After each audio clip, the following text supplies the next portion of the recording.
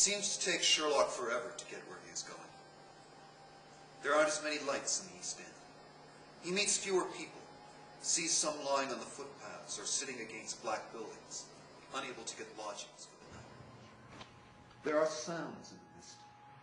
Under each dim glow of light, he stops and looks back. Just shadows, it seems, and voices like echoes. Finally, he finds Old Yard Street and realizes it has no gas lamps. He walks into the darkness. Soon the alley appears dimly to his left. He stands still for a moment. Then he turns down. Footsteps beyond. He swings around. No one. Silence. He moves again, his boots sounding like cannons on the cobblestones. The bloodstain is somewhere near. The fog seems very heavy. He drops down on his hands and knees and edges forward, his eyes inches from the ground. There it is. His fingers are right on the stain. He casts his mind back again. He sees the crows once more at the scene. The picture appears in his mind in 2 dimensions, as clear as a stereographic view. There they are. One is on the stain, yes, but the other is a carriage length away, near a damp wall. It isn't pecking like the one on the blood. Its dark head moves with a different motion. It is doing something with its beak. Digging. Sherlock crawls forward. His eyes are becoming more accustomed to the darkness. He can see the spot where the bird was digging just ahead. He reaches it. A rubble of bricks, probably dumped here by a tradesman. Something moves, right near his head. He sucks in his breath. It makes a scratching sound. A black bird is an arm's length from his face.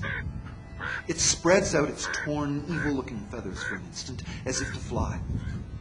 Then it stops and stares at him. He can see the intelligence in its dark eyes. It tips its head, regards him once more, and lifts off.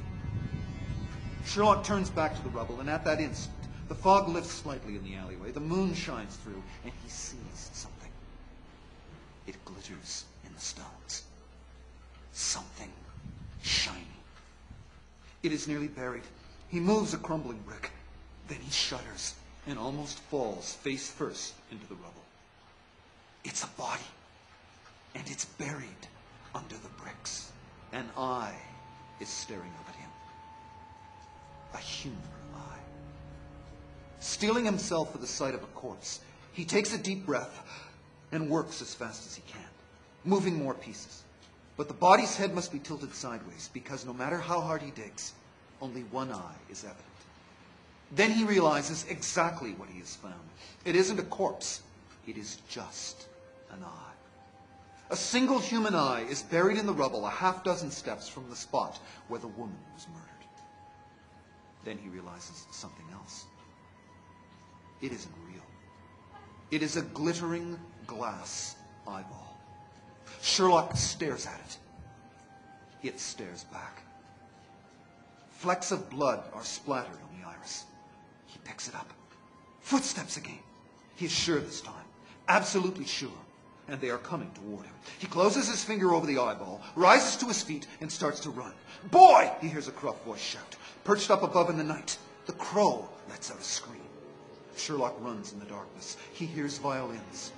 From another Rossini opera he and his mother have heard many times. They are the galloping, charging, fleeing, escaping violins of the William Tell overture. Sherlock puts his head back, pumps his fists, and lets his long legs take him. The music powers him. Out the alleyway, past a dark, ghostly man with a gas lamp reaching out to grab him.